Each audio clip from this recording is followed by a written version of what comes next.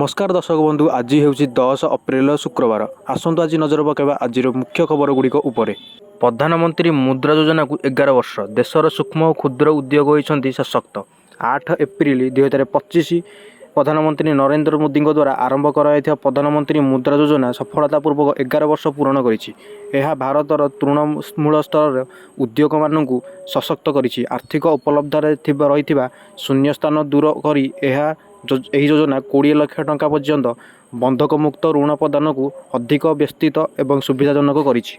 Page industries आपोरेल unit उद्घाटित 5800 निजुक्ति सृष्टि व्यापक शिल्पायन जो आगामी दिन में ओडिशा रे निजुक्ति आउ माइग्रेशन न होई रिभर्स माइग्रेशन हेबो बोली मुख्यमंत्री मोहन चरण माझी कहिसंती।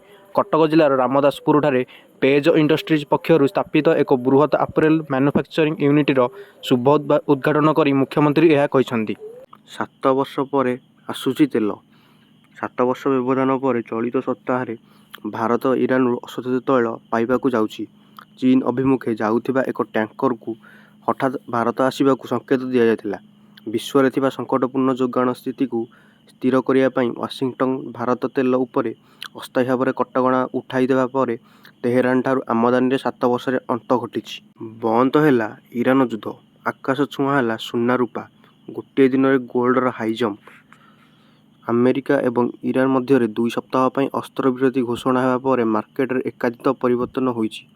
तैल दर ह्रास पाई विभिन्न एसीय देशर शेयर मार्केट रे जबरदस्त वृद्धि होगा मिली हेले सुना रूपा और दर में यार उल्टा प्रभाव पड़ी। युद्ध विराम घोषणा पर सुना और रूपा दर में जबरदस्त वृद्धि देखा मिली। मुकेश अंबानी को बड़ झटका अमेरिका ईरान युद्ध भितर क्राश है रिलायंस शेयर। मध्यप्राच्य चली अमेरिका ईरान युद्ध एवं विश्व स्तरीय अशांतिर सीधासलख प्रभाव भारतीय शेयर बजार उपर प्रभाव पड़ी। सोमवार एप्रिल 6, 2026 देशर सबुठारु मूल्यवान कंपानी तथा मुकेश अंबानी नेतृत्वाधीन रिलायंस इंडस्ट्रीज शेयर मूल्य रे व्यापक ह्रास घटी। महंगा हेबनी ऋण बढ़िबनी ईएमआई एमपीसी बैठक में बड़ निष्पत्ति नेला रिजर्व बैंक ऑफ इंडिया। नुआ आर्थिक वर्षर प्रथम मुद्रानीति कमिटी एमपीसी बैठक में रिपोर्ट रे हार अपरिवर्तित रखाई। रुपे हार को 5.25% अपरिवर्तित रखी आरबीआई। बैठक शेष होगा पर आरबीआई गवर्नर संजय माल्होत्रा यही सूचना देइछन्ति। यार अर्थ हेउछि भारतीय ऋण अधिक महंगा हेबो नाही। अमेरिका इस्राएल को चेतावनी देला ईरान हर्मुज प्रणाली पुणी बंद। जदिओ अमेरिका और ईरान मध्य 2 सप्ताह अस्त्रविरति संपर्क में एक चुक्ति होइछि तथापि युद्ध विरति मध्य इस्राएल लेबानन उपर निरंतर आक्रमण जारी रही। अधिकारी अनुजाई यह आक्रमण में 254 जनकर मृत्यु घटी 1165 रु अधिक लोक आहत होइछन्ति। काल बैशाखी अदिनिया बसारे अंधवर पाटरे 200 एकर मुग फसल नष्ट। आज मध्याह्न गरदपुर पाटकुरा अंचल में काल बैशाखीर प्रभाव में प्रबल वर्षा होइछि। एही ब्लॉक अंतर्गत तलकुसुमा पंचायतर अंधवर गहिर संलग्न बंगारी ब्रह्मपुर वज्रबाण अंडाल बंगालपुर चाउलिया बामरा पाखड़ मेलक तलकुसुमा आदि ग्राम प्राय 200 एकर मुग चाष जमीर पानी भर्ती होइछि।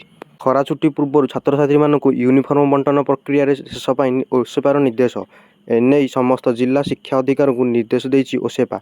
शिशु बाटिका ठारू 10म छात्र छात्री को स्कूल यूनिफॉर्म बंटन करा जिवो। जिला स्तरीय कमिटी द्वारा 2025-26 वर्ष पर चयन होइथिबा सम्मान एजेंसी एवं सप्लायर 2026-27 शिक्षा वर्ष पर यूनिफॉर्म जोगाइबे। पेट्रोल पंप में मिल 5 KG gas cylinder 5 KG gas वितरण नहीं जोगाण मंत्री को बड़ सूचना। समस्त भारतीय माने निजर परिचय पत्र देखाई नहीं पारिबे गैस सिलिंडर। 5 केजी नुआ सिलिंडर नेले 1537 टंका एवं रिफिल 593 टंका देबाकू हेबो। आजिठू कमिबो काल बैशाखीर प्रभाव 12 रु गरम गुलुगुली। पाणीपाग केन्द्र सूचना अनुसार आसंता 12 रु 14 तारिख जाए गरम गुलुगुलीर प्रभाव बहु अधिक रहिबो। 14 जिले में जनसाधारण को सतर्क रहा परामर्श दिया येलो वार्निंग जारी करा जायछि। गतकाली आईपीएल मैच रे लखनऊ सुपर जायंट्स जीति सेमाने कोलकाता नाइट राइडर्स को 3 विकेट रे पराजित करथिले। मैच टी खूब रोमांचकर थिला एवं शेष मुहूर्त में एलएससी विजय हासिल करिला।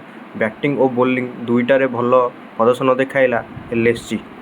वीडियोटी भल लगी वीडियोटी को लाइक करंतु, चैनल को सब्सक्राइब करंतु एवं पाखरे थिबा बेल आइकन को प्रेस करी ऑल नोटिफिकेशन को सिलेक्ट करंतु।